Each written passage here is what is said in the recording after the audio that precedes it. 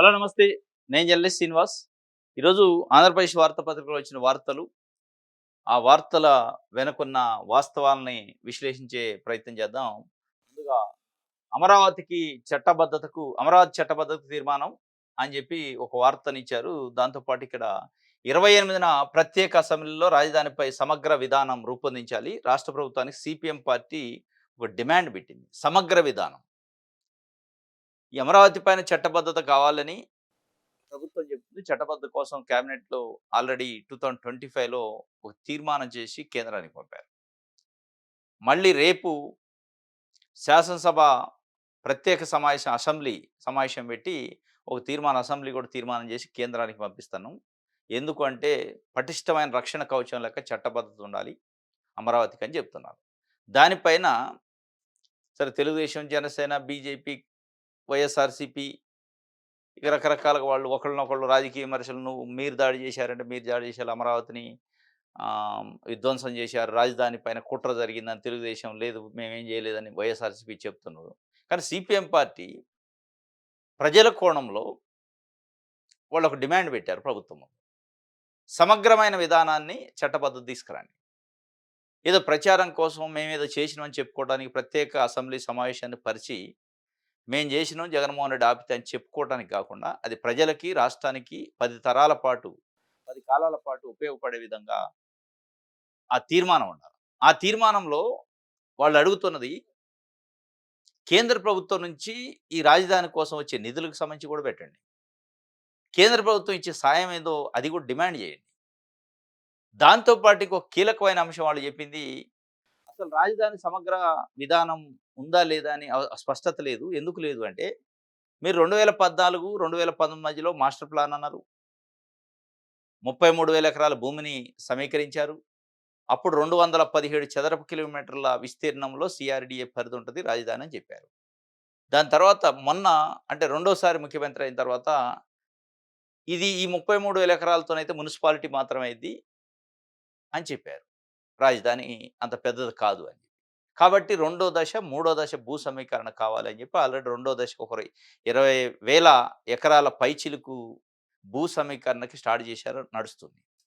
అసలు ఇప్పుడు మీరు చేసే తీర్మానంలో ఎన్ని చదరపు కిలోమీటర్ల రాజధాని? ఈ రెండో దశ భూ సమీకరణ కూడా ఉందా? అసలు మాస్టర్ ప్లాన్ అనేది ఏమైనా ఉందా? 2014, 19 మధ్యలో ఈశ్వరన్ అని చెప్పి వస్తా ఉండేది. ఒకతను ఫారిన్ నుంచి సింగపూరు మంత్రి అనుకుంటా ఆయన. పదే పదే మాస్టర్ ప్లాను సింగపూర్ కన్సల్టెన్సీకి మాస్టర్ ప్లాన్ బాధ్యతలు అప్పజెప్పడం ఇవన్నీ చేశారు. అసలు అది ఎటుపోయింది? అది ఉందా? ఉంటే దాన్ని బేస్ చేసుకొని మీరు తీర్మానం చేస్తున్నారా? కేవలం అమరావతి అనే పదాన్ని చేరుస్తున్నారా ఈ తీర్మానంలో? అమరావతి అట. అమరావతి పదంతోనే అయిపోద్దా? లేదు, అసలు అమరావతికి ఇగో ఇన్ని వేల కోట్లు కావాలి కేంద్రం నుంచి అని ఒక డిమాండ్ పెట్టి, అమరావతి మాస్టర్ ప్లాన్ ఇది అని వాళ్ళకి ఒక బ్లూ ప్రింట్ పంపి, ఇగో ఇన్ని వందల చదరపు కిలోమీటర్ల విస్తీర్ణంలో మేము విశ్వనగరాన్ని ప్రపంచ స్థాయి రాజధాని నిర్మించబోతున్నాం. దానికి మీ సహకారం కావాలి. రాష్ట్ర పునర్విభజన చట్టం ప్రకారం కేంద్ర ప్రభుత్వమే రాజధాని నిర్మించి ఇవ్వాలనేది ఒక ప్రొవిజన్. ఆ ప్రొవిజన్ ఏమైనా వాడుకుంటారా? ఇవన్నీ ఏది లేకుండా జగన్మోహన్ రెడ్డి కుట్ర చేసిండు, నేను కాపాడుతా. ఏంది కాపాడతారు? ఇప్పుడు మళ్ళా అదే ఆ స్కోప్‌కి అవకాశం ఇస్తారుగా, అనుమానాలకి అవకాశం ఎందుకు ఇస్తున్నారు? స్పష్టంగా అమరావతి రాజధాని ఇన్ని వందల చదరపు కిలోమీటర్లో ఉంది. అమరావతి విస్తీర్ణం ఇంత. అమరావతి మాస్టర్ ప్లాన్ ఇది. దాని మ్యాప్ ఇది. దాని బ్లూ ప్రింట్ ఇది అని ఎందుకు మీరు చెప్పలేని పరిస్థితి? అది ఉందా? రేపు మీరు పెట్టబోయే అసెంబ్లీ తీర్మానంలో ఆ చర్చ ఉంటదా? లేదా కేవలం వైఎస్ఆర్‌సీపీ, జగన్మోహన్ రెడ్డి ఇది చేసిండు, అది చేసిండు, కుట్ర చేసిండు, ఆ ఉద్యమం ఇది కాదు చెప్పాల్సింది. ఇదంతా ప్రజలు చూసిందే. మీరు కొత్తగా చెప్పేదేముంది అందులో? జగన్మోహన్ రెడ్డి 3 రాజధానులు చూశారు. దాని మీద అమరావతి రైతాంగం, రాజధాని రైతులు పోరాటం చూసినాం. అదంతా అయిపోయింది. అది గడిచిన ఎపిసోడ్. అది కాకుండా ఇప్పుడు మనం ఏం చేయబోతున్నాం, 10 తరాల పాటు, 10 కాలాల పాటు ఉపయోగపడే రాజధాని కోసం మీరు చేసే తీర్మానం ఉపయోగపడాలి. దాంట్లో స్పష్టంగా కేంద్ర ప్రభుత్వం నుంచి ఆర్థిక సహకారం ఉండాలి. అది అడుగుతున్నారు సిపిఎం పార్టీ. ఇది ఏ పార్టీ అడగట్లే. ఇందులో ఇంకొకటి, కేవలం అసెంబ్లీ మాత్రమే సమావేశపరుస్తుంది. మన దగ్గర 2 సభలున్నాయి. శాసన మండలి కూడా ఉంది. మీరు నిజంగానే సమగ్ర విధానాన్ని రూపొందించాలంటే శాసన మండలి కూడా సమావేశపరిచి శాసన మండలిలో కూడా తీర్మానం చేయాలి కదా! వాళ్ళ చర్చను కూడా వాళ్ళ సలహాలు, సూచనలు కూడా తీసుకోవాలి కదా! సరే ఈ చట్టబద్ధత ఉంటదా లేదా? అసెంబ్లీ వరకు పంపిన చట్టబద్ధతే. కేవలం శాసన మండలి సలహా మండలి. ఒక సలహా సూచనలు ఇవ్వచ్చు. వాళ్ళు ఇచ్చిన సూచనలు పాటించొచ్చు, పాటించకపోవచ్చు. కానీ శాసన సభలో అసెంబ్లీ అల్టిమేటు. అది టెక్నికల్‌గా, లీగల్‌గా ఉండొచ్చు. కానీ అక్కడ కూడా ఒక సభ, సమావేశం నడుస్తుంది. వాళ్ళది కూడా ఒపీనియన్ తీసుకోండి. ఇది స్పష్టంగా 2, 3 పాయింట్స్ మీద సమగ్ర విధానం ఉండాలి. కేవలం అమరావతి రాజధాని అనే ఒక పదం మాత్రమే పెట్టి వదిలేస్తే అది మళ్ళా భవిష్యత్తులో కష్టాలు, నష్టాలు కొని తెచ్చుకోవటమే. అనుమానాలకు తావివ్వటమే. అమరావతి విస్తీర్ణం ఎంత? అమరావతి భూమి ఎంత?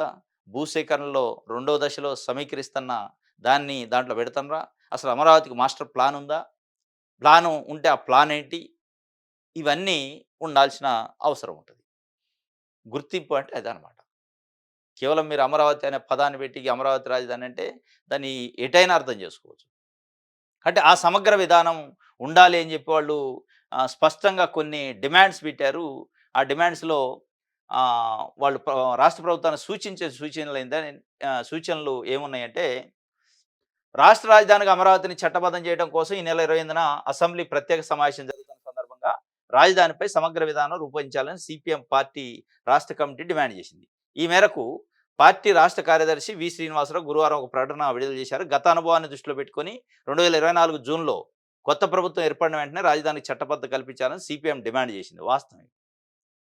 గత అనుభవాలు ఉన్నాయి కాబట్టి 2024 జూన్‌లో ప్రమాణ స్వీకారం చేసిన వెంటనే చేయాలి. కానీ దాదాపు 20 నెలలు పట్టింది చంద్రబాబు నాయుడు గారు. సిపిఎం పార్టీ డిమాండ్ చేసింది. రాజధాని రైతులు ఒక జేఏసీగా ఏర్పడి డిమాండ్ చేశారు. వాళ్ళు డిమాండ్ చేసే వరకు మీకు ఆ చట్టం పైన గాని, సమగ్రత పైన గాని ఆలోచన చేయలే.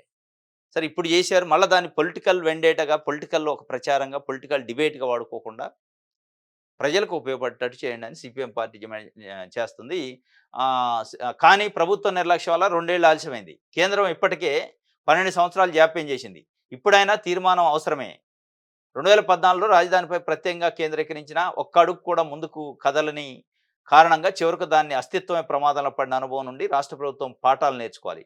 ఆచరణ సాధ్యం కాని మెగా ప్రాజెక్టులు, మాస్టర్ ప్లాన్లు చేపట్టి చివరకు రాష్ట్రాన్ని అప్పుల పాలు చేయడం, ఆ భారాన్నంతా ప్రజలపై మోపటం సమర్థం కాదు. రాష్ట్ర విభజన అనంతరం రాజధాని నిర్మించే బాధ్యత కేంద్రంపై ఉంది. కానీ కేంద్రం ఆ బాధ్యత నుండి తప్పుకొని అప్పులు ఇప్పించేందుకు మాత్రమే పరిమితం అవుతున్నది. అందువల్ల అసెంబ్లీలో ప్రత్యేక నిధుల కోసం తీర్మానం చేసి కేంద్రానికి పంపాలి. ఇది కీలకమైన పాయింట్. రాష్ట్ర విభజన చట్టం ప్రకారం కేంద్రం పైన ఆ బాధ్యత ఉంది. కేంద్రం ఆ బాధ్యత నుంచి చాలా తెలివిగా తప్పించుకుంది. కేవలం అప్పులు ఇప్పిస్తామంటుంది. ఆ అప్పులు మళ్ళీ ఎవరి పైన పడతాయి? ఆంధ్రప్రదేశ్ ప్రజల పైన. కాబట్టి దాన్ని కీలకంగా అసెంబ్లీలో ప్రత్యేక నిధుల కోసం తీర్మానం చేసి కేంద్రానికి పంపాలి. అలాగే గతంలో అసెంబ్లీ ఆమోదించిన 29 గ్రామాలని క్యాపిటల్‌గా ఆహ్, వేగంగా ఒకే దశలో నిర్మించాలి. దాన్నే రాజధానిగా చట్టబద్ధంగా చేయాలి. అమరావతి చుట్టూ అభివృద్ధి అయ్యే మిగతా ప్రాజెక్టులన్నీ రాజధాని చట్ట పరిధి నుంచి విడగొట్టాలి. ఇప్పటికే భూ సమీకరణ కింద రైతుల నుండి తీసుకున్న భూములన్నిటికీ చట్ట ప్రకారం ప్లాట్లు, పెన్షన్లు, ఇతర వాగ్దానాలు అమలు చేయడంపై కేంద్రీకరించాలి. ప్రధాన ప్రతిపక్షమైన వైసీపీ శాసనసభ్యులు కూడా ఈ అసెంబ్లీ సమావేశాలకు హాజరై గతంలో తాము చేసిన పొరపాట్లను దిద్దుకొని ఈ తీర్మానాన్ని బలపరచాలని సిపిఎం పార్టీ కోరుతున్నది. అమరావతి చట్టబద్ధ కోసం చేసే తీర్మానంలో ఈ కింది అంశాలను పరిగణలోకి తీసుకోవాలని రాష్ట్ర ప్రభుత్వాన్ని సూచించింది. ఆ అంశాలు: 1, విభజన చట్ట ప్రకారం రాజధాని నిర్మాణానికి ఖర్చు భరించాల్సిన బాధ్యత కేంద్ర ప్రభుత్వందే. ఇప్పటికీ తీసుకున్న అప్పులను కేంద్రమే భరించాలి. నిర్మాణమే కాకుండా పూలింగ్ చట్టం అమలుకు కేంద్రం సాయం చేయాలి. చాలా కీలకమైన పాయింట్. ఇది చంద్రబాబు నాయుడు గారు అడగట్లే. విభజన చట్టం ప్రకారం కేంద్ర ప్రభుత్వం నిర్మించాల్సిన రాజధాని కోసం అయ్యే ఖర్చుని కేంద్రం భరించాలి. అది అప్పు తెస్తారా? వాళ్ళది ఏం తెస్తారా? అప్పైనా లేదా నిధులు ఇచ్చినా ఏదైనా కేంద్ర ప్రభుత్వమే భరించాలి. కానీ దురదృష్టవశాత్తు పోలవరం విషయంలో, అమరావతి విషయంలో చంద్రబాబు నాయుడు గారు మరి ఏం ఆలోచన చేస్తున్నారో తెలవదు గానీ, మొత్తం ఆ భారాన్ని రాష్ట్ర ప్రభుత్వం పైన పెడతారు. అది తొలగించాలని సిపిఎం పార్టీ డిమాండ్ చేస్తుంది. ఇంకో రెండో అంశం, రాజధానికి 2, 3 తదుపరి దశల భూ సమీకరణ ఆపాలి. రాజధానికి రెండో దశ, మూడో దశ భూ సమీకరణ ఆపాలి అనేది మొదట ప్రకటించిన 217 చదరపు కిలోమీటర్ల విస్తీర్ణాన్ని మాత్రమే రాజధానిగా ప్రకటించాలి. అసలు ఆ క్లారిటీ లేదు. రేపు హోల్ అసెంబ్లీ డిబేట్‌లో చూడండి. అసలు రాజధాని ఎన్ని వందల చదరపు కిలోమీటర్లు అనేది స్పష్టంగా చెప్పరు. రాజధానికి మాస్టర్ ప్లాన్ ఉందా లేదా చెప్పే పరిస్థితి లేదు. అది చెప్పాలి అనే డిమాండ్ చేస్తాను. అమరావతి అభివృద్ధితో పాటు రాష్ట్రంలోని వెనకబడిన ప్రాంతాలకు ప్రత్యేక ప్రాధాన్యతగా నిధులు ఇచ్చి అభివృద్ధి చేయాలి. విశాఖ ఉక్కు పరిరక్షణతో పాటు కడప ఫ్యాక్టరీ నిర్మాణం వెంటనే ప్రారంభించాలి. రాష్ట్రం అభివృద్ధి చెందాలంటే ప్రత్యేక హోదా ప్రకటించాలి. విభజన చట్టంలోని హామీలను త్వరితగతిన అమలు చేయాలి. అందుకు అవసరమైన నిధులన్నీ కేంద్రమే భరించాలి అని చెప్పి కొన్ని కీలకమైన విశాఖ ఉక్కు ఫ్యాక్టరీ, రాష్ట్రానికి ప్రత్యేక హోదా, అమరావతికి నిధులివ్వటం, అమరావతికి అప్పు ఇవ్వటం, అమరావతి విస్తీర్ణం, రెండో దశ, మూడో దశ భూ సమీకరణ ఆపాలి. ఇవన్నీ చాలా కీలకమైన పాయింట్లున్నాయి. వీటి పైన జరగాలి డిబేట్. ఏదో అక్కడ నుంచి వాళ్ళు అడిగారు కాబట్టి ఆదరాబాదరగా ఒక ప్రచారం కోసం, పబ్లిసిటీ కోసం, ఇక దీంట్లో మళ్ళీ వైఎస్ఆర్‌సీపీనో, గత ప్రభుత్వాన్ని తిట్టటానికో ఉపయోగించుకోకుండా ప్రజల కోణంలో చర్చించండి. ప్రజలకు ఉపయోగపడే విధంగా మాట్లాడండి. ప్రజలకు ఉపయోగపడే విధంగా రాష్ట్రం పైన ఆర్థిక భారం పడకుండా మాట్లాడి ఆ తీర్మానాన్ని పంపాలి. ఇది సమగ్ర విధానాన్ని ప్రకటించాలి అని చెప్పి ఒక వార్త. రైట్. ఆంధ్రజ్యోతి. రైట్. బతుకులు బుగ్గి మరో బస్సు ఆహుతి, 14 మంది సజీవ దహనం, 25 మందికి గాయాలు. మార్కాపురం సమీపంలో ఘోర ప్రమాదం, టిప్పర్ను ఢీకొట్టిన ప్రైవేట్ ట్రావెల్ బస్సు. జగిత్యాల నుంచి కలిగిరికి స్లీపర్ కమ్ సీటరు. ఆది ఆది నుంచి లోపాలతో ఆగుతూ సాగుతూ చివరికి మార్కాపురం సమీపంలో ఘోరము. డౌన్లో మలుపు తిరుగుతూ కుడివైపుకు కంకర్ లోడుతో వస్తున్న టిప్పర్తో టిప్పర్ డీజిల్ ట్యాంకర్ పగిలి మంటలు. బాధితులు అత్యధికులు బేల్దారిలే. అంటే ఈ టాపీ మేస్త్రి పని చేస్తుంటారు కదా! వాళ్ళ కింద పని చేసేటోళ్ళు ఆ మేస్త్రులు అన్నాడు బేల్దారులు అంటే. ప్రకాశం, నెల్లూరు జిల్లాల నుంచి వలస, పండగకు శుభకార్యాలకు సొంత ఇళ్లకు. శ్రీరామనవమి ఉందట, కొన్ని ఫంక్షన్లు అవి ఉండి పాపం జగిత్యాల ఏరియాలో ఆంధ్ర నుంచి వచ్చి తెలంగాణలో ఉన్న జగిత్యాల్లో ఆ పనులు చేసుకుంటూ బతుకుదెరువు కోసం వాళ్ళు అక్కడ స్థిరపడ్డోళ్ళు కొంతమంది, బతుకుదెరువు కోసం అక్కడ బతుకుతున్నోళ్ళు కొంతమంది సొంత ఊర్లకి వెళ్తారు. స్లీపర్ కమ్ సీటర్ అట. హరికృష్ణ ట్రావెల్స్. అంతకుముందు మనకి పాలెం దగ్గర సేమ్ ఇట్లాంటిది జరిగింది. 1 ఇయర్ కూడా కాలే, 6 నెలల క్రితమే. 4, 5 నెలల క్రితమే. అక్కడ కూడా సజీవ దాహమయ్యారు చాలామంది పాపం. చాలా ఘోరమైన పరిస్థితి. ఒక 2 రోజులు, 3 రోజుల పాటు పేపర్‌లో, టీవీల్లో డిబేట్‌లు, ప్రభుత్వంలో రివ్యూలు, పార్టీలు విమర్శలు, లోపాలు, లోపభూయిష్టాలు, నిర్లక్ష్యాలు, ఫెయిల్యూర్స్, సిస్టమ్ ఇదంతా. ఏంటి అసలు ఈ బుగ్గిపాలు? పేదల బతుకులు, బతుకులు బుగ్గిపాలు ఎందుకైతున్నాయి? ఈ ప్రైవేట్ ట్రావెల్స్‌లోనే ఎందుకు జరుగుతున్నాయి? స్లీపర్ కమ్ సీటర్స్‌లో ఎందుకు జరుగుతున్నాయి? ఏసీ బస్సులలో ఎందుకు జరుగుతున్నాయి? అసలు ఈ బస్సులకు పర్మిషన్ ఎవరిస్తారు? పర్మిట్ ఎక్కడి నుంచి తెచ్చుకుంటారు? ఇవన్నీ మనం పరిశీలిస్తే ఈ బతుకులు బుగ్గిపాలకి సిస్టమ్ ఫెయిల్యూర్ అండ్ నిర్లక్ష్యం 2 ఉన్నాయి. ఈ సిస్టమ్ ఫెయిల్యూర్ అండ్ నిర్లక్ష్యం ఖరీదు ఈరోజు ప్రజల ప్రాణాలైతుంది. ప్రయాణికుల ప్రాణాలైతుంది. ఆ సిస్టమ్‌లో రవాణా శాఖ, అది కేంద్ర, రాష్ట్ర ప్రభుత్వాల రవాణా శాఖలు, లోపభూయిష్టమైన నిబంధనలు, చట్టాలు. దాంట్లో ఉన్న లోపాలని వాళ్ళు ఆసరాగా తీసుకొని నేషనల్ పర్మిట్ చేస్తారు. ఎక్కడి నుంచి చేస్తారు? ఇప్పుడు ఈ హరికృష్ణ ట్రావెల్స్ గాని, మొన్న పాలెం దగ్గర జరిగిన ట్రావెల్స్ గాని, ఇంకా వందల కొద్ది ప్రైవేట్ ట్రావెల్స్ ఉన్నాయి. ఈ ట్రావెల్స్ అన్నిటికి పర్మిషన్స్ ఎక్కడొస్తాయో తెలుసా? నడిచేది తెలుగు రాష్ట్రాల్లో. పర్మిషన్ తీసుకునేది అస్సాంలో, అరుణాచల్ ప్రదేశ్‌లో, లేదంటే సిక్కింలో, నాగాలాండ్‌లో, నార్త్ ఈస్టర్న్ స్టేట్స్‌లోంచి తీసుకుంటారు వీళ్ళు పర్మిషన్. మరి అక్కడ ఫీజులు తక్కువున్నాయా? అక్కడ అధికారులు మేనేజ్ చేసి తెచ్చుకుంటారా? అసలు ఆ అధికారులు ఈ బస్సుని ఫిట్‌నెస్ చూస్తారా? ఈ బస్సులో ఒకవేళ ఫైర్ ఎగ్జిస్టింగ్స్ ఉన్నాయా? ఎగ్జాస్టర్స్, ఫైర్ సేఫ్టీ మెథడ్స్ ఉన్నాయా? ఇవన్నీ ఏం చూడరు. అందుకే జస్ట్ ఇట్లా యాక్సిడెంట్ కాగానే మొత్తం మంటల్లో కంప్లీట్‌గా బూడిదయిపోతుంది బస్సు. మామూలుగా మన దగ్గర తిరిగే ఆర్టీసీ బస్సుల్లో అట్లా ఉండదు. బూడిదయ్యే పరిస్థితి ఉండదు. కింద పడతది. అవసరమైతే దాంట్లో ఉన్నోళ్ళు ఏదన్నా ముందు దెబ్బలు తగిలి, కాళ్ళిరిగో, చేతులిరిగో, బ్రెయిన్‌కి దెబ్బ తగిలో చనిపోయిన పరిస్థితులుంటాయి, గాయాలయ్యి. కానీ ఇక్కడ అట్లా ఉండదు. ప్రైవేట్ ట్రావెల్స్ మొన్న పాలెం దగ్గరది గాని, ఇప్పుడు ఇది గాని, గతంలో చాలా గాని జరిగిన ప్రతి ఇన్సిడెంట్‌లో పూర్తిగా మంటల్లో దగ్ధమైతుంది. ఎందుకంటే కంప్లీట్ క్లోజ్డ్ ఉంటదది. ఏసీ, స్లీపరు కంప్లీట్ క్లోజ్డ్ ఉంటది. వన్స్ ఫైరు అయింది అంటే ఇక దాంట్లో చనిపోవడం తప్ప బయటకొచ్చే మార్గాలుండవు. ఎగ్జిట్స్ ఉండవు. ఎమర్జెన్సీ ఎగ్జిట్స్ ఉండవు. ఫైరు ఎగ్జాస్టర్స్ ఉండవు. ఫైర్ సేఫ్టీ మెథడ్స్ ఉండవు. ఇవన్నీ చూడాల్సిందెవరు?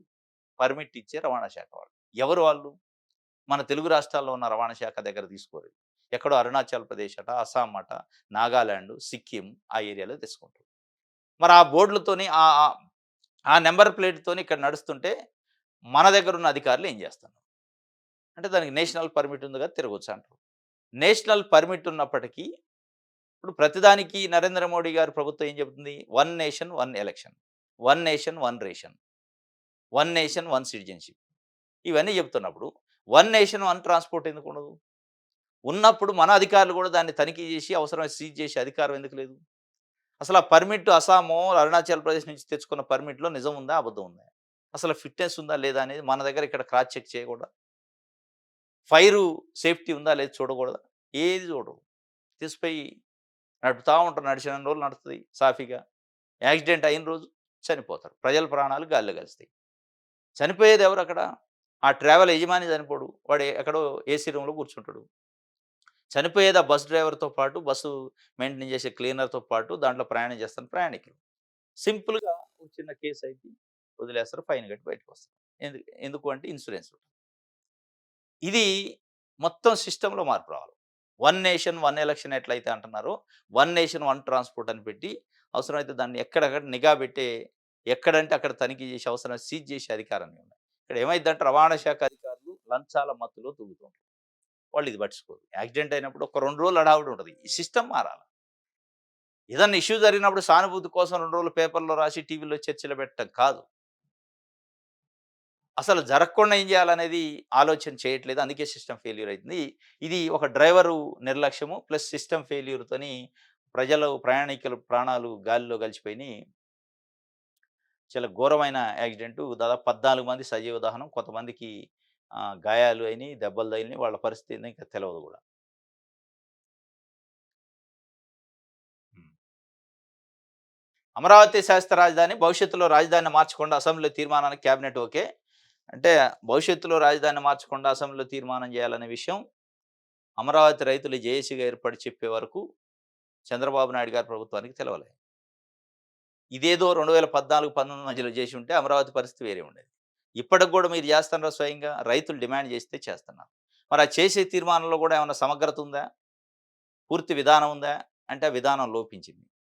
కేవలం ఇది అమరావతి పదం అనేది పెట్టి తీర్మానం జేసి పంపి దానిపైన ఒక సమగ్రం ఒక 4, 5 గంటల పాటు అసెంబ్లీలో చర్చ చేసినట్టుగా, ఆ చర్చ అంతా మళ్ళా రాజకీయం చుట్టూ తిరగకుండా రాజధాని చుట్టూ తిరగాల. కేవలం రాజకీయానికి చర్చ పెడితే అది కాదు. ఇది ఒక వార్త 'ఆంధ్రజ్యోతి'కి సంబంధించి.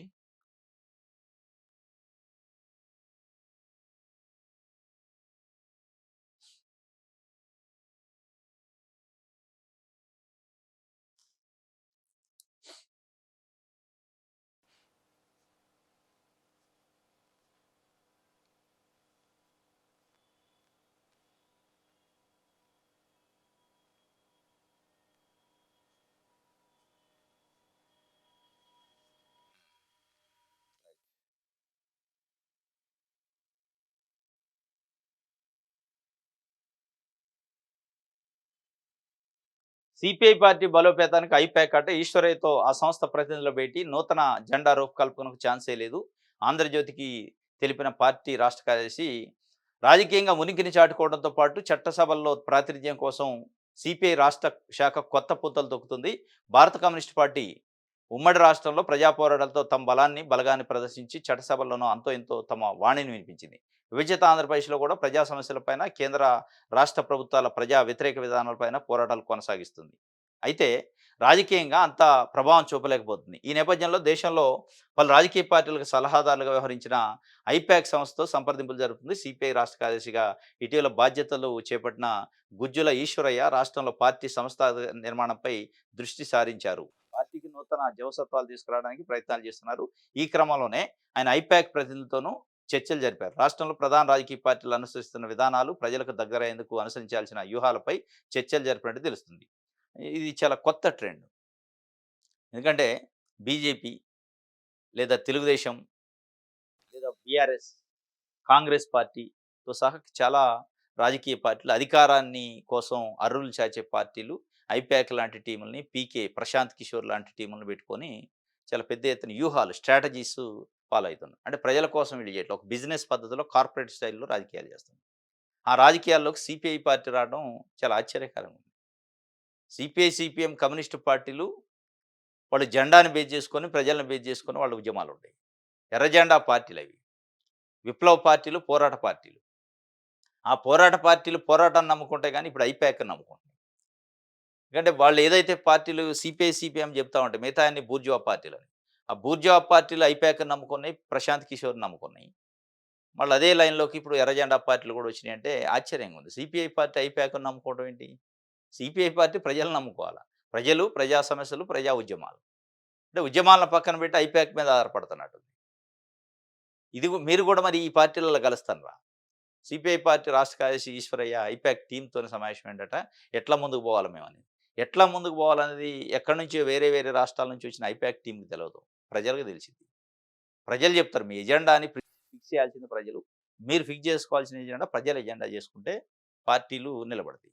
మళ్ళా మీరు అదే పరిస్థితి కోట్ల రూపాయల ప్యాకేజీలు ఐపాక్‌లకి, ప్రశాంత్ కిషోర్‌లకిచ్చి లేని దాన్ని హైప్ చేసి, ఇది ఒక ప్రచారం గోబెల్స్ చేసి, ఒక ఏది పబ్లిసిటీ స్టంట్స్ చేసి, ప్రమోషనల్ వీడియో చేసి, ప్రమోషనల్ క్యాంపెయిన్ చేసి, మీరు అధికారంలోకి రావాలని ఏ పార్టీలు అయితే ప్రయత్నం చేసినో సేమ్ అదే చట్టంలో కమ్యూనిస్ట్ పార్టీలు కూడా వస్తున్నాయంటే చాలా ఆశ్చర్యంగా ఉంది.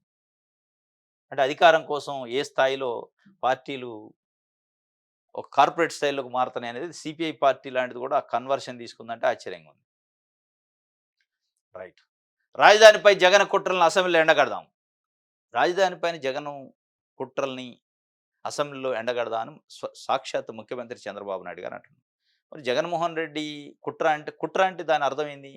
ప్రజలకు తెలవకుండా సీక్రెట్‌గా చేసేది కుట్ర. జగన్మోహన్ రెడ్డి గారు ఎక్కడ సీక్రెట్ చేయలే. 3 రాజధానులను ఒక స్టాండ్ తీసుకున్నారు వాళ్ళ పార్టీ పరంగా. దాంట్లో కుట్ర కంటే కూడా వాళ్ళు ఒక స్టాండు మార్చుకున్నారు. గతంలో ఒప్పుకున్నాడు, తర్వాత మార్చిండు అనేది. దానికి కుట్ర ఎట్లా అంటారు? సరే ఆ కుట్ర కోసం చర్చ ఏంటి? మీరు చేయాల్సింది జగన్మోహన్ రెడ్డి కుట్ర చేసిండనే కోణంలో చర్చ పెడితే, మళ్ళా రాష్ట్రానికి, రాజధానికి ద్రోహం చేసినట్టయింది. మీరు చేయాల్సింది అసలు 29 గ్రామాల్లో రాజధానా? లేదా ఇంకా గ్రామాలు పెరిగినాయా? లేదా 33,000 ఎకరాలు మీరు సమీకరించిన దాంట్లో రాజధానా? ఇంకా పెరిగినాయా భూములు? లేదా 217 చదరపు కిలోమీటర్ల రాజధానా? ఇంకా పెరిగిందా చదరపు కిలోమీటర్లు? లేదా మీరన్న మున్సిపాలిటీ మాత్రమే అయిద్దని గతంలో చెప్పారు. ఆ రాజధానా ఇప్పుడు మీరు తీర్మానం చేసి పంపేది? ఇంకో కొత్తదే. అంటే విస్తీర్ణం. దాని నిధులు ఎంత ఖర్చు చేస్తారు? ఎవరు ఖర్చు చేస్తారు? దాంట్లో తీర్మానాలుంటాయా? కేంద్రం నుంచి నిధుల సహకారం ఏమైనా అడిగే అవకాశం ఉందా? రెండో దశ, మూడో దశ భూ సమీకరణ ఉంటదా? దీనికసలు మాస్టర్ ప్లాన్ అనేది ఏమైనా ఉందా? ఇవన్నీ చెప్పకుండా జగన్మోహన్ రెడ్డి కుట్రలను తిప్పికొడదాం. జగన్మోహన్ రెడ్డి కుట్రల్ని అసెంబ్లీలో ఎండగట్టదా ఏముంది ఎండగట్టడానికి ఆ తడే లేదు. ఎండగట్టేది ఎక్కడిది? జగన్మోహన్ రెడ్డి వాళ్ళ పార్టీ స్టాండ్ అది 3 రాజధానులు. గతంలో మీరు అసెంబ్లీలో పెట్టినప్పుడు ఒప్పుకున్నాడు. దాని తర్వాత అధికారంలోకి వచ్చాక 3 రాజధానులు అన్నాడు. అది ఒక యూ టర్న్ తీసుకుండు, స్టాండ్ తీసుకుండు. దానికి కుట్ర ఎట్లా అంటారు?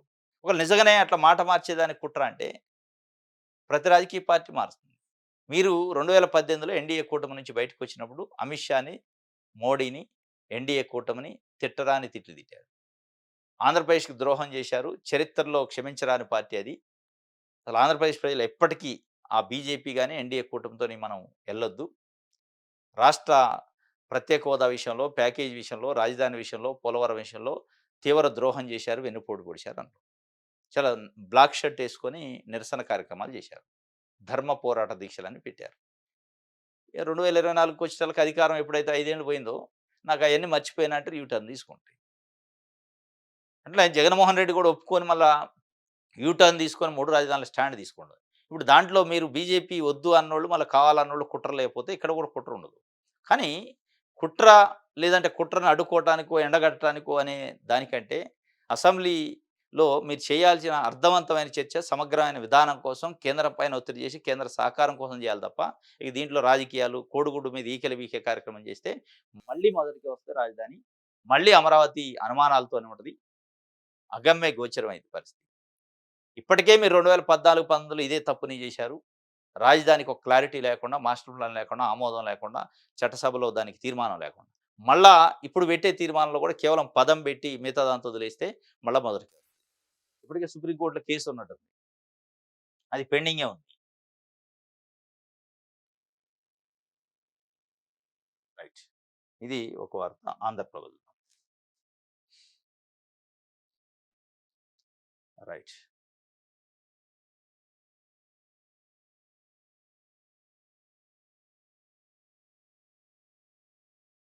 ఆ! బోట్ ఫైట్ అట. తమిళ తంబెలతో తంట ఏపీ తీరంలో కలవరం. 104 మత్స్యకార గ్రామాల్లో ఆందోళన. ఇరు రాష్ట్రాల మత్స్యకారుల మధ్య సరిహద్దు వివాదం. ఏప్రిల్ 2న చాకీచర్లలో పెద్ద కాపుల కీలక సమావేశం. రంగంలోకి మంత్రుల బృందం. ప్రభుత్వం దృష్టికి పలు ప్రతిపాదనలు. మత్స్యకారుల న్యాయమైన సమస్యలు పరిష్కరించాలి. ఈ బోట్ల సమస్య చాలా పెద్ద ఎత్తున జరుగుతుంది. తమిళ్స్ వాళ్ళకి సంబంధించిన బోట్లు, చాలా అడ్వాన్స్డ్ టెక్నాలజీతోని బోట్లుంటాయి. మనయి చాలా నామినల్ బోట్లు, పాత పద్ధతుల సాంప్రదాయక బోట్లట. డైరెక్ట్‌గా ఆంధ్రప్రదేశ్ సరిహద్దులోకొచ్చి మత్స్య సంపదను మొత్తం ఊడ్చుకొని పోతుండ్రు. దాన్ని అడ్డుకునే ప్రయత్నం కూడా చేయలేని పరిస్థితిలో పాపం మన ఆంధ్రాకు సంబంధించిన మత్స్యకారుల పరిస్థితి ఉంది. ఇక్కడ రాజకీయ నాయకులు గాని, రాజకీయ పార్టీలు గాని, అధికార పార్టీ గాని, ప్రతిపక్ష పార్టీ గాని, అధికారంలో ఉన్న ప్రభుత్వం గాని వాళ్ళని ఆదుకునే ప్రయత్నం చేయట్లే. ఈ పరిస్థితుల్లో అసలు వాళ్ళది ఎంత అమానుషమైన ఘటనలు చేస్తారంటే జాలర్లు మనుషుల్ని చంపటానికి కూడా వెనకాడరు. మత్స్య సంపదని దోపిడీ చేయటానికొచ్చి, దాన్ని అడ్డుకోవడానికి ప్రయత్నం చేస్తే ఎవరైనా ఆంధ్రాకు సంబంధించిన జాలర్లు, ఆంధ్రాకు సంబంధించిన మత్స్యకారులు వాళ్ళని చంపే ప్రయత్నం కూడా చేస్తారట. మారణాయుధాలతోనొచ్చి దాడులు చేసి, బలవంతంగా గుంజుకొని పోయే పరిస్థితి మత్స్య సంపదని. అటువంటి దానికి ప్రభుత్వ పరంగా ఈరోజు ఎన్‌డీఏ కూటమిలో భాగస్వామ్య పక్షం ఆంధ్రప్రదేశ్ ప్రభుత్వం. ఆంధ్రప్రదేశ్ ఉంది. ఆంధ్రప్రదేశ్ ప్రజలేసిన ఓట్లతోనే నరేంద్ర మోడీ ప్రధానమంత్రి కుర్చీలో కూర్చోడు. అక్కడ ఒత్తిడి తెచ్చి కనీసం వాళ్ళని కాపాడే ప్రయత్నం చేయకపోతే ఎందుకు మరి? కొన్ని వందల గ్రామాలు, ఆ తీరంలో ఉన్న గ్రామాలు, వాళ్ళ జీవితాలు మొత్తం మత్స్య సంపద పైన ఆధారపడి ఉంటది. అటువంటి వాళ్ళు అసలు బతుకుదెరువు మీద, పొట్ట మీద దెబ్బ కొట్టడమే కాకుండా జీవితాలను ఆగం చేస్తున్నారు. ప్రాణాలు తీస్తున్నారు. అటువంటి పరిస్థితుల్లో వాళ్ళంతా ఏకమయ్యి తమిళ మత్స్యకారుల పైన కట్టడి చేయాలని చెప్పి కొన్ని వందల బోట్లు వీళ్ళు నెల్లూరు, ఆ ప్రాంతం ప్రకాశం, ఆ ప్రాంతంలో ఉన్న కొన్ని వందల మంది యూనిటీగా ఐక్యంగా ఎళ్లి కొన్ని బోట్లని, మెకనైజ్డ్ బోట్లు ఆ తమిళనాడు నుంచి తమిళనాడు వాళ్ళు సంపదని దోచుకోవటానికొస్తే ఇక్కడ మత్స్య సంపదని వాటిని కస్టడీలోకి తీసుకొనొచ్చారు. తీసుకొనొస్తే అంత రిస్క్ వాళ్ళు ఇదంతా ఎవరు చేయాలి వాస్తవంగా? వ్యవస్థ చేయాలి. వ్యక్తులు కాదు. ప్రభుత్వం చేయాలి. చట్ట ప్రకారం చేయాలి. చట్ట ప్రకారం చేయాల్సిన ఆంధ్రప్రదేశ్ ప్రభుత్వం మాట్లాడదు. ఆంధ్రప్రదేశ్ ప్రభుత్వానికి ఈరోజు పూర్తి మద్దతు ఎన్‌డీఏ గవర్నమెంట్‌ది ఢిల్లీలో ఉంది. అక్కడి నుంచి చేపిచ్చరు. అయినా వీళ్ళే పాపం స్వయం కృషితోని చేసుకుంటే దాన్ని కూడా దెబ్బగొట్టే ప్రయత్నం ఈరోజు అక్కడున్న అధికార పార్టీ నాయకులు చేస్తున్నారట. ఇది మొత్తానికి బోట్ ఫైటు నడుస్తుంది. తమిళ్‌తో తంట, ఏపీ తీరంలో కలవరం, మామూలు కలవరం లేదు.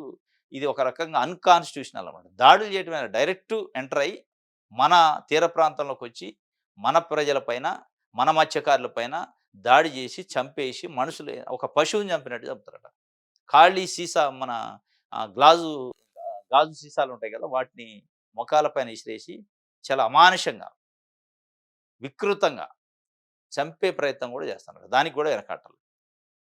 అటువంటి పరిస్థితుల్లో ప్రభుత్వం ఇంటర్వ్యూన్ అవ్వాల.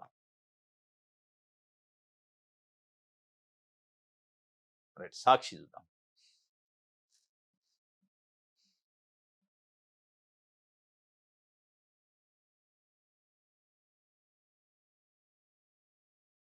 రైట్. అమరావతి తీర్మానం బాబు డ్రామా, రాజధాని పేరుతో చంద్రబాబు అవినీతి యజ్ఞం. శాసన మండలిని ఎందుకు సమావేశపరచడం లేదు? మీ అవినీతిని ప్రశ్నిస్తారనా భయమేగా. అమరావతికి మేమెప్పుడు వ్యతిరేకం కాదు. బాబు అవినీతి, దోపిడీకే మేము వ్యతిరేకం. రాజధానికి 2,00,000 కోట్లు కావాలన్న బాబు ఖర్చు పెట్టింది ఎంత? 5,000 కోట్లే కదా! ఇప్పుడు 9,000 కోట్లు అప్పు తెచ్చి 5,000 కోట్లు కాంట్రాక్టర్లకు పంచారు. మొబలైజేషన్ అడ్వాన్సులు ఇచ్చి కమిషన్లు కొట్టేయడమేగా మీరు చేస్తుంది. కొత్తగా ఏం కట్టారు? చదరపు అడుగు నిర్మాణానికి 19,000. వైఎస్ఆర్‌సీపీ స్టేట్ కోఆర్డినేటర్ సజ్జల రామకృష్ణారెడ్డి కొన్ని కీలకమైన ప్రశ్నలు ప్రభుత్వానికేశారు. శాసన మండలిని ఎందుకు సమావేశపరచట్లేదు? నిజంగానే మీరు చేసే తీర్మానం డ్రామా గాదు అంటే, మీరు చేసే తీర్మానం ప్రజల కోసం అయితే, చట్టబద్ధ కోసం అయితే, శాసన మండలి కూడా శాసనసభలో ఒక భాగమే గదా! కేవలం అసెంబ్లీని మాత్రమే సమావేశపరిచి శాసన మండలిని ఎందుకు పెట్టట్లే? ఒకవేళ పెట్టినా మీరసలు ఒక సమగ్రమైన చర్చ ఉంటదా దాని మీద? కేవలం పొలిటికల్ చర్చ కాకుండా, అసలు ఎన్ని లక్షల కోట్లయిద్ది అమరావతికి? ఎన్ని లక్షల కోట్లు రెడీగా ఉన్నాయి? అసలు ప్లాన్ ఆఫ్ యాక్షన్ ఏంటి రాజధాని నిర్మాణానికి? దాంట్లో కేంద్రం వాటా ఏంది? రాష్ట్రం వాటా ఏంది?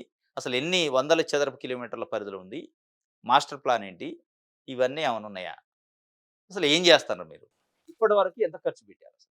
అంటే 5,000 కోట్లు మాత్రమే ఖర్చు పెట్టారట. అది కూడా అప్పు తెచ్చి. మీరు చెప్పే విశ్వనగరం ప్రపంచ స్థాయి నగరం కావాలంటే 5,000 కోట్లు, 3,000 కోట్లు సంవత్సరానికి ఖర్చు పెడితే ఎప్పుడు అవ్వాలసలు? దాదాపు 60,000 కోట్లు మేము దానికి కేటాయిస్తున్నాం అన్నారు. ఎప్పుడు కేటాయిస్తారు? కేటాయిస్తారా? లేదా? ఎవరు కేటాయిస్తారు? ఇవి చెప్పాల్సిన అవసరం ఉంది. ఇది గాకుండా జగన్మోహన్ రెడ్డి కుట్రలని అసెంబ్లీ వేదికగా అంటగడదాం అమరావతి పైన. ఏంది అడ్డుకునేది? ఏముందో అక్కడ కుట్ర?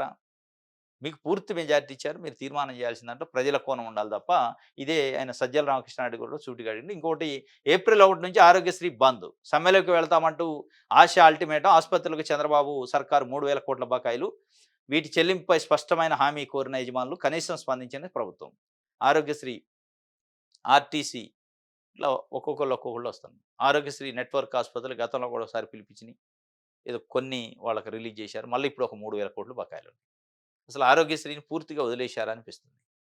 పేదల జీవితాలకు సంబంధించి, పేదల హెల్త్‌కి సంబంధించిన ఇష్యూ అది. దాన్ని పూర్తిగా గాలికి వదిలేసినట్లు అనిపిస్తుంది.